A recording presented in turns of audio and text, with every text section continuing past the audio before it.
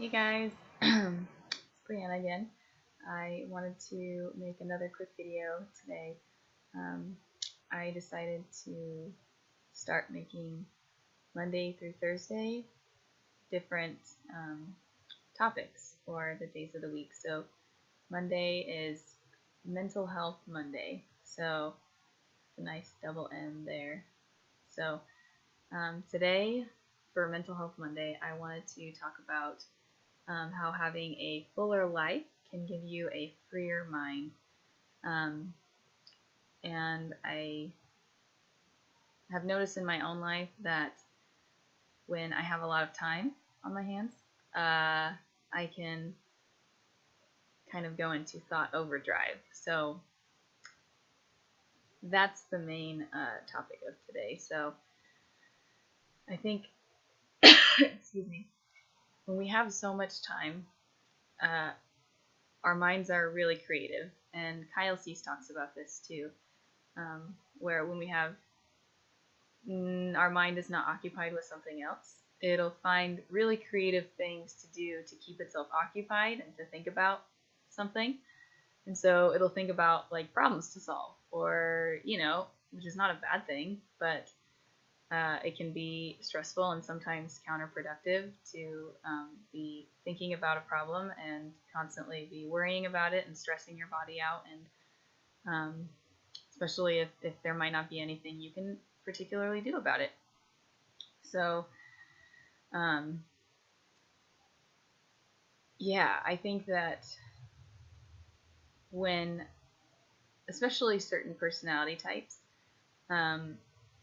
maybe have that time, unstructured time on our hands, we can use it to think. So I think I might be an INFJ, and these types get into kind of what's called the like this loop of thinking and trying to problem solve and like trying to come up with different solutions and stuff like that. And essentially, a lot of people do their own form of that, and we call it ruminating. So, anyways, I also wanted to address that a lot of times when we're focused so much on what other people think, it's because we're not doing enough with our own life. Like we're not filling our life with the things that we enjoy so that we are actually thinking about other people's thoughts about us all the time. And I think for me, if I'm constantly upset about something or thinking about another person or another person's reactions or another person's, what they might be thinking about me or how our relationship is or something, if I am really doing that way too much, I know that there's not a lot that I can do in terms of thinking to talk myself off the ledge, basically. I mean, I can comfort myself to a certain extent, and I can tell myself, okay, maybe that's not true, or, what are some other solutions to this? How can I resolve this? How can I talk to this person? Whatever. But essentially, when I find myself consistently thinking those thoughts, it's because I think I'm not taking control over my life. I'm hoping that someone looks at my life and says, "Oh, you're cool, you're good enough, like we'll be your friend basically, and we'll take you in." And I'm wanting someone else to not control my life, but just for someone else to kind of put their stamp of approval on my life. And it kind of is stressful because you're kind of looking everywhere for that. And if one person doesn't give it to you, you're freaking stressed out. And if, pretty soon, you're looking at everybody and you're saying, oh, well, this one person's not pleased with that, and this other person's not pleased with that. And maybe they are, maybe they aren't. But either way, we're looking for it and stressing ourselves out about it. And even Brene Brown has a great quote about it, and I don't remember the full quote, but something about like, don't look for the faces who are telling you that you don't belong, because you'll find them if you look, but look for the ones, I don't know if she says this part, but like, look for the places where you do belong. Assume that you belong, basically.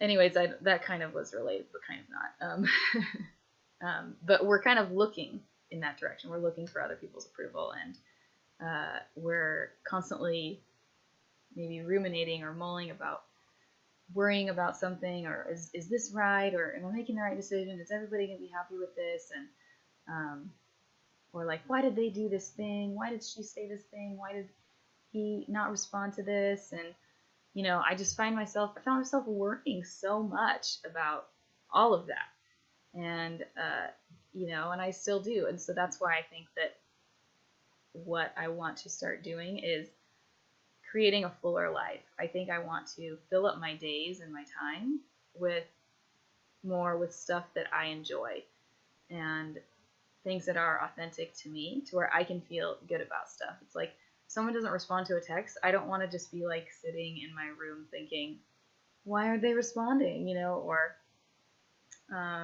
if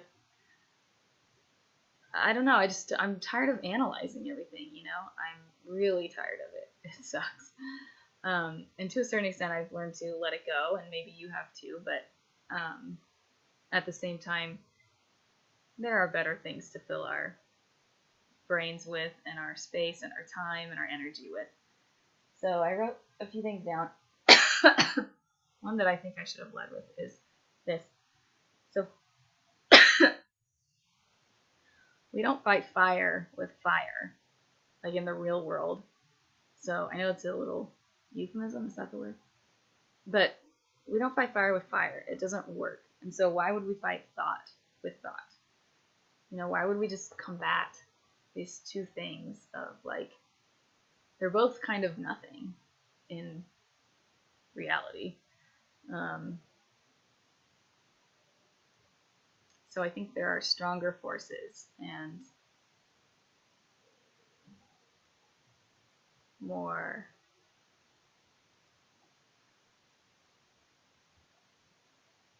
I can't even think of the word, but I feel like there's a good word for that. More effective, more transcendental ways. So, like, if you're fighting fire with fire, thought with thought, you're just kind of staying on the same plane, you're staying on the same level. But if I fight a thought with, like, an action, if I get up and start painting, or if I'm ruminating about something, but then I go to the gym and I take a dance class, or I go take a walk, or I call a friend, or start playing guitar, or whatever it is, then I'm really transcending it. I'm not, like, in the dirt. I'm not trying to mull it over. I'm releasing it of its power, essentially. Because essentially, when we're fighting these thoughts, I think what we want is, I want to move on with my life, right? I want to solve this thought. I want to solve this problem, this worry, so that I could go on with my life. And sometimes those thoughts are worth, coming up with a solution to, but depending on your mindset when you're thinking that thought, it might not be helpful just to continue to mull, depending on how much time it's really consuming. Ooh, that's a good word with the fire. Consuming your time with the fire. And there's a lot of hand. I'm sorry. There's a lot of this. I'm not sorry. I'm not. You're welcome. Let's see. Okay, so basically, I think when I find myself ruminating too much, that is a good opportunity to say, okay, what else can I add into my life? Am I going to start reading a book? Is there like a book that I want to really dive into? Do I need to, even if it's adding meditation, it might sound like still another opportunity to ruminate, but if there's that intention of, I want to use this as time to meditate, and whatever that looks like for you, allowing your thoughts, loving your thoughts, breathing, being in the moment, being aware of your senses, and if you do ruminate, just notice that and realize how often it happens, and Don't beat yourself up about it, yada yada, all the stuff that meditation is. So even it could be something like adding meditation, but add something to your life.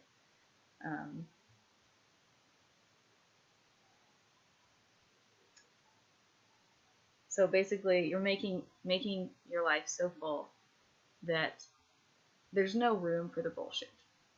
If someone's taking advantage of you, you're going to really quickly notice it because it's taking your time. Or maybe you're not going to quickly notice it, but, it's not, I think you're just more focused on living your life than wondering what it all means and wondering, maybe not what it all means, but wondering if it's right and wondering, all the things. I feel like I'm kind of jumbling my words, but that's okay. Yeah, or wondering, what someone else is thinking, and I think just really focusing on you and your life and what makes you happy. I mean, it sounds so cliche, but this is revelation that's coming to me. And leave no time for the haters, basically. You get a thumbs down on something, you're like, whatever, fuck it, I don't have time. And also scheduling automated fullness of your life. So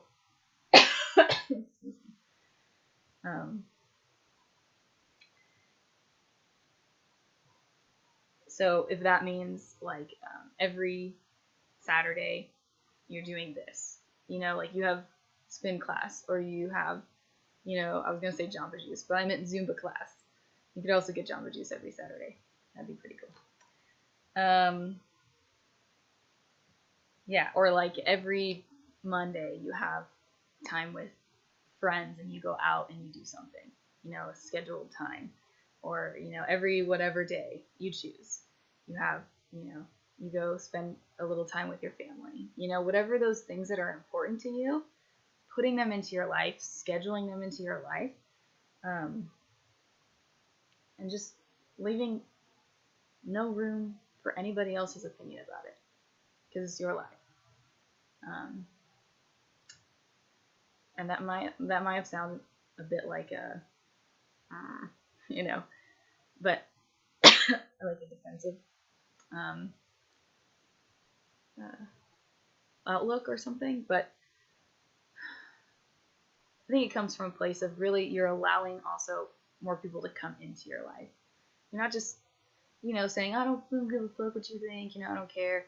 You're really saying, I want to live more of my life, and then you'll be in a happier, better place to take on whatever it is that comes at you, and maybe you won't take things as personally or something. Like, I know I tend to take things sometimes kind of personally and wonder and ruminate and think about them all the time and stuff.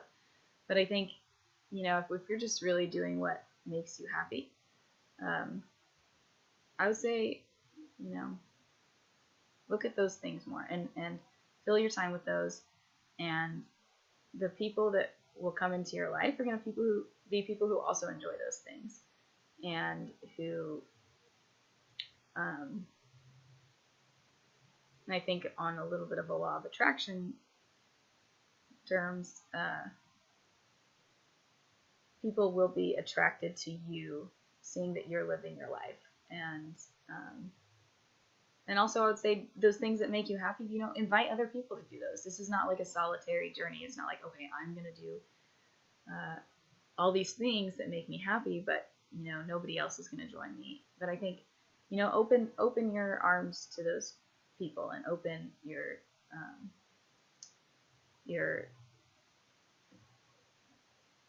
space. I don't know, for lack of a better word. And those things that you love, open those up to other people, and maybe join other people on things that they love, and try and see if you would like those things too. So basically, excuse me, long story short, do more things that you love, fill your life with more of those things, and you'll find that you don't give as much fucks about the haters, or even if they're not haters, but people who you don't know what they think of you, and so you automatically think whatever they're thinking. Our minds are so creative again. So I would just encourage you to do that. I'm going to be doing that. So if you want to share with me what you're doing, I would love to hear that, and I'll keep you updated on what I'm filling my life with. And stay tuned. So this was Mental Health Monday. Stay tuned for Tuesday, Wednesday, and Thursday, and I'll be letting you guys know what those each are themed, and we'll continue on from there. So have a great rest of your day wherever you are, and I will talk to you later. Oh, don't forget to like this video if you liked it. Comment down below with some of the things you're going to be doing to fill your life, and subscribe if you'd like to see more videos like this. Thank you.